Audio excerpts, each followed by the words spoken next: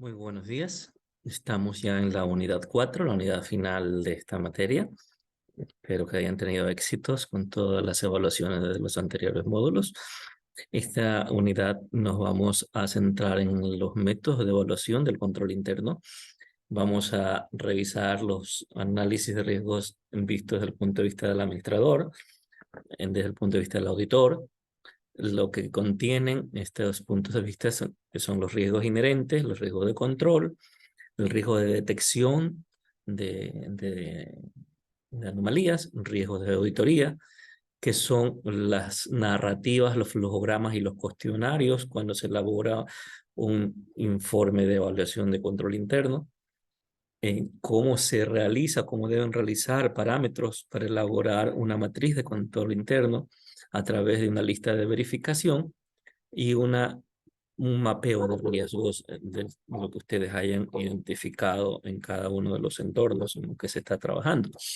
Y finalmente pasar a cómo se debe hacer un informe de control basado en el COSO ERM, que es finalmente su proyecto final en la hoja de Excel, en el archivo de Excel, que deben registrar dentro de la plataforma, donde van a incluir ya los hallazgos de control interno, los hallazgos de auditoría, van a incluir con una estructura del informe y van a dar sus conclusiones y recomendaciones.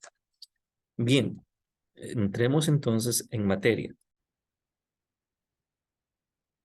Bien, para el administrador como para el auditor, hay riesgos que son fácilmente identificables. Para el administrador hay un riesgo inherente que no es nada más que aquel que lo determina la misma acción que se ejecuta, sin que exista ningún tipo de control o algo adicional que lo, que lo incremente. Hay el riesgo de salir a la calle, cualquiera puede ser atropellado, ese es un riesgo existente. Los riesgos inherentes son aquellos que vienen por sí mismo, ¿no?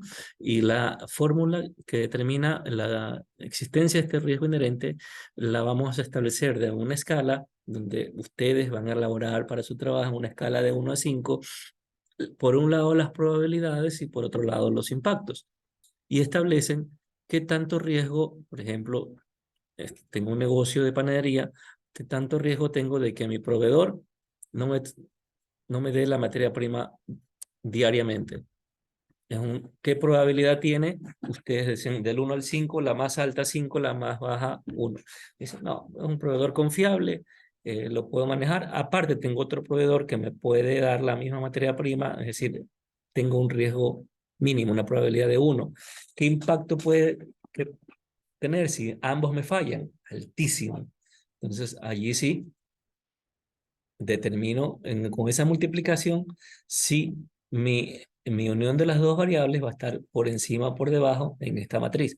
Si es muy alta las dos, la probabilidad del impacto, voy a tener por estos parámetros, por estas áreas, la, la continuación de esta. El riesgo residual sí es el que persiste luego de que hagamos controles sobre ese riesgo inherente. Y ese riesgo residual va a estar determinado por la diferencia entre el riesgo inherente menos la efectividad de controles, o riesgo residual, ¿no? Por tanto, es el riesgo que va a estar por encima de nuestra capacidad de respuesta. Y usualmente está más afectándose en las áreas del macroentorno y el microentorno si es que tenemos en nuestra empresa bien controladitos los procesos. Pero cuando no tenemos bien controlados los procesos, pueden estar dados por lo que pasa en la economía del país o macroentorno, por lo que pasa en un gobierno, en una determinada región, por el microentorno y por las actividades propias del negocio, si es que no estuvieran bien reguladas las administraciones. La NIA 315, cuando ya el auditor ingresa a dirimir los tipos de riesgos, identifica y analiza los riesgos de distorsiones significativos mediante la comprensión de la entidad y su entorno, y establece que el auditor debe identificar, ¿sí?, y evaluar los riesgos de errores potenciales a nivel de los estados contables y el nivel de aserción para las distintas clases de transacciones y cuentas contables. Estos riesgos se clasifican en, como estamos mostrando, riesgo inherente, que se lo define como la susceptibilidad de una formación, es decir, si me equivoco, no sobre un tipo de transacción, saldo contable o revelación de información, a una incorrección que podría ser también material, ya sea individualmente o de forma registrada o agregada con otras incorrecciones, antes de tener en cuenta los posibles controles correspondientes. Las fuentes de riesgos inherentes a menudo son clasificadas como los riesgos de negocios y riesgos de fraudes. El riesgo de control sí es el riesgo de que una incorrección que podría existir en una afirmación sobre un tipo de transacción, saldo contable u otra revelación de información, y que podría también ser material, ya sea individualmente o de forma agregada con otras incorrecciones, no sea prevenida o detectada y corregida oportunamente por el sistema de control interno. Allí sí interviene la NIA S200, es decir, ya si tengo establecidos los controles y demás, si alguien falla, ahí es un riesgo de control. ¿Cuál es el riesgo de detección? Es aquel que se asume por parte de los auditores en su revisión no detecten deficiencias en el sistema de control interno. Es decir, que a los auditores también se les pase y no lo detecten. Eso es un riesgo de detección de la auditoría. Y los riesgos de auditoría son los riesgos de expresar una opinión inapropiada cuando los estados financieros contienen una incorrección material y los auditores no lo interpreten de una forma adecuada, ¿sí? En cualquier caso, no se refiere a cuestiones como pérdida por litigios, publicidad desfavorable u otros hechos que pueden surgir relacionados con la auditoría de los estados financieros, pero que no son riesgos de auditoría. Bien. Dentro de las herramientas para la evaluación del control interno, estas herramientas son básicamente dictaminadas para que el auditor pueda utilizar procedimientos para obtener conocimiento del control interno, lo cual incluye reunir evidencias sobre el diseño de controles internos y si se han puesto en operación y después utiliza esta información como base para la auditoría. Por lo general son tres métodos los que se utilizan para obtener y documentar este conocimiento del diseño de control interno. Uno son las narrativas, los diagramas de flujos y los cuestionarios de control interno. Las narrativas, ¿qué son? Son descripciones en prosa de lo que el auditor considera o el control interno considera llevar a cabo para estar monitoreando una actividad. Estas narrativas en auditoría deben tener cuatro componentes. Estos cuatro componentes son el origen de cada documento y su registro en el sistema, el procesamiento de estos documentos. ¿Para qué? Para saber cómo se lleva a cabo el procesamiento, cómo se lleva a cabo la información, cómo se lleva a cabo la transaccionalidad de esta información, desde su inicio hasta su registro. Perdón. La disposición de cada documento y su registro en el sistema. Se debe detallar el registro de documentos, el envío de estos a los clientes o su destrucción. Y por último, los procedimientos de control pertinentes a la evaluación del riesgo de control. Bien.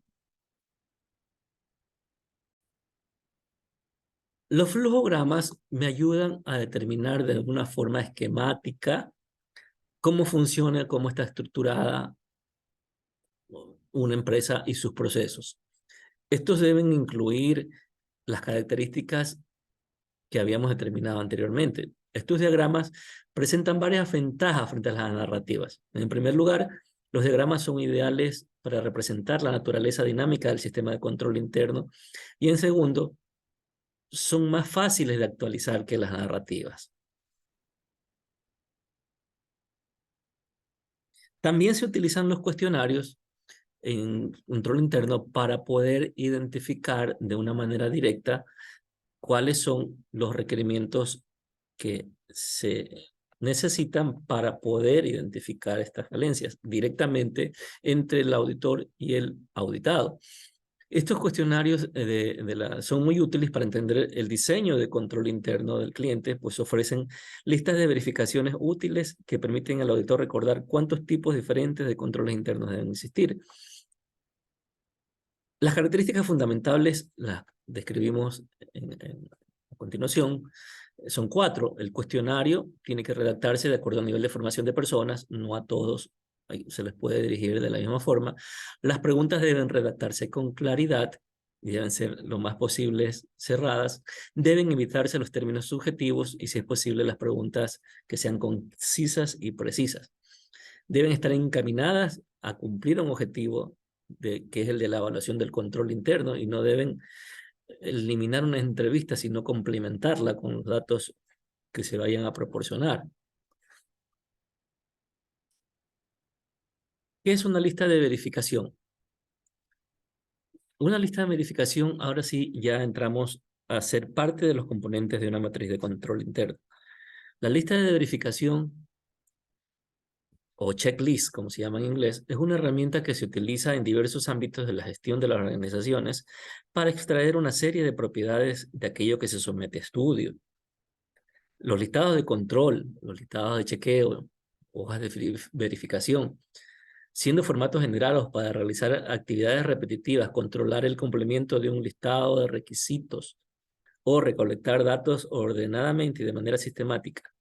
Se utilizan para hacer comprobaciones sistemáticas de actividades o productos, asegurándose de que el trabajador o inspector no se olvide de nada importante. Entonces, cada una de estos cuestionarios van encaminados al objetivo que usted quiere cumplir con respecto a ese control de esa actividad y sus riesgos, ¿no? ¿Dónde aplica una lista de verificación? Aplican a todas las áreas que tengan que ver con el sistema de gestión. Aplican al área de proveedores, a los controles del producto, a la verificación de los productos comprados, todos los procesos de entrada y salida, si ustedes se identifican bien en un mapa de procesos. En todos ellos pueden identificar dónde aplicar.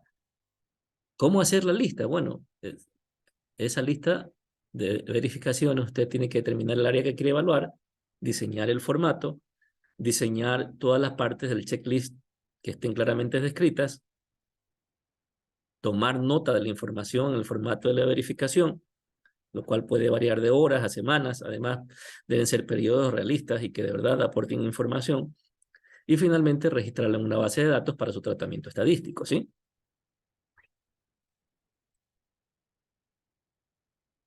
De acuerdo a la ISO 31000, el riesgo es el impacto negativo o positivo generado por una vulnerabilidad u oportunidad, considerando tanto la probabilidad como el impacto en la ocurrencia. Es decir, el riesgo es la función que relaciona la probabilidad de una determinada amenaza o ventaja para explotar una vulnerabilidad o oportunidad potencial, y el impacto resultante de este evento adverso sobre la organización.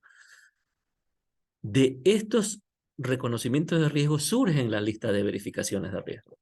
Es como empieza la actividad que acabamos nosotros de mencionar en cada una de las unidades de su proyecto final. Elaborar la lista de todas las variables que ustedes van a tener que controlar el riesgo, midiendo la probabilidad, el impacto, cómo van a controlarlo, si está bien respondido actualmente o no dentro de la empresa con la capacidad que tienen, qué respuesta van a dar a ese riesgo que van a tener inherente o residual, ¿sí? ¿Qué tanta prioridad tiene ese riesgo para la empresa? ¿Quién debe atenderlo? ¿Qué área debe atenderlo? ¿Y con qué índices se van a responder y a monitorear periódicamente?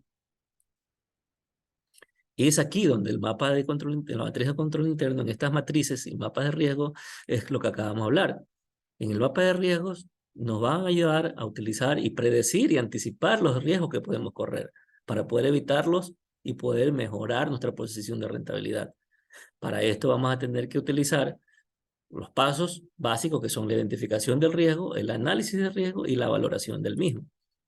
¿Cómo se hace un mapa de riesgos? Pasito a pasito. Lo primero, como decíamos, es hacer la interacción entre el impacto que tiene, si es muy grande o muy pequeño, dependiendo de la escala que ustedes vayan a poner, y la probabilidad de que esos eventos ocurran. Mientras más grandes son los impactos y más grandes son las probabilidades de que ocurra, y estas dos variables convergen en la misma proporción, es decir, son grandes, van a ser parte de esa lista de verificación que tenemos que priorizar para atender administrativamente, operativamente, financieramente los riesgos que vayamos observado. El informe de control interno, por tanto, debe tener en cuenta como los participantes responsables, siempre desde la junta directiva, consejo de administración, pasando por la gerencia, los directivos, los comités y las áreas externas, incluyendo a las líneas más básicas.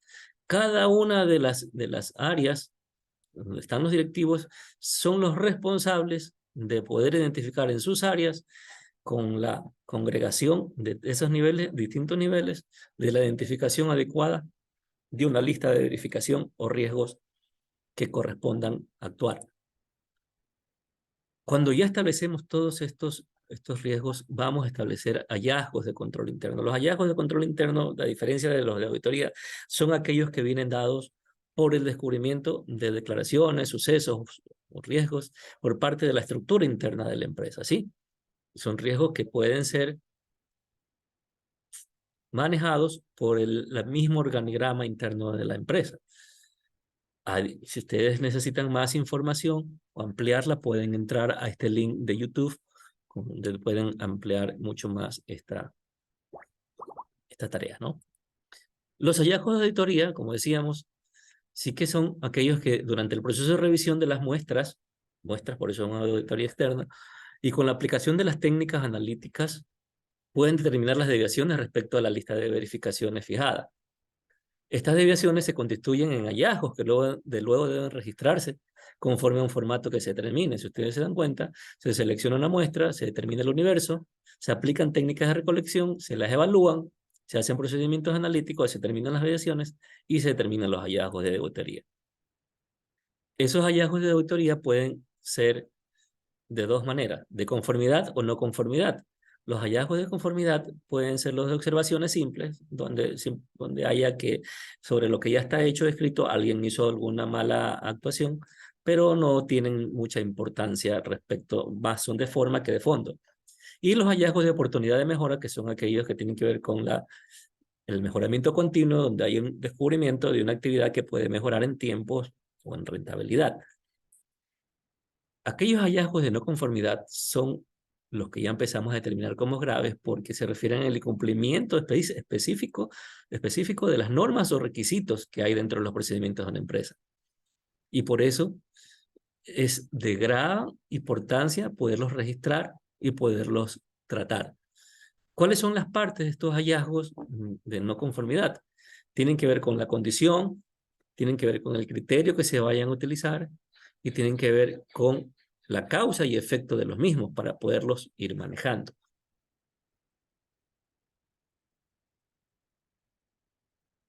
¿Cuál es la estructura del informe que deben tener para cuando ustedes realicen la estructura del informe de auditoría? Siempre debe haber un origen de la actuación. Debe haber un alcance, es decir, estamos auditando el área financiera, estamos auditando el área operativa, estamos auditando qué es lo que se está, cuál es el universo sobre lo que se está ejerciendo el campo de auditoría. ¿Cuáles son los objetivos? ¿Cuáles son los objetivos? El enfoque, los métodos, las características, la base legal, basando las observaciones y las conclusiones y recomendaciones. Las conclusiones, las recomendaciones tienen que estar dadas con claridad, precisión, tienen que estar orientadas a erradicar las causas detectadas, deben ser factibles para considerar el costo-beneficio, factibles de realizar, vincularse con los aspectos desarrollados en los hallazgos y señalar previa autorización de las autoridades competentes donde van a ser trasladadas. Bien, esto ha sido todo lo que tenemos que revisar respecto de esta unidad. Espero que lean todos los documentos que están en la plataforma. Les deseo éxito en su proyecto final. Es un proyecto un poquito laborioso, pero les va a servir. Las unidades deben ser todas repasadas para que en su examen final también puedan tener el éxito deseado. Les agradezco mucho su compañía.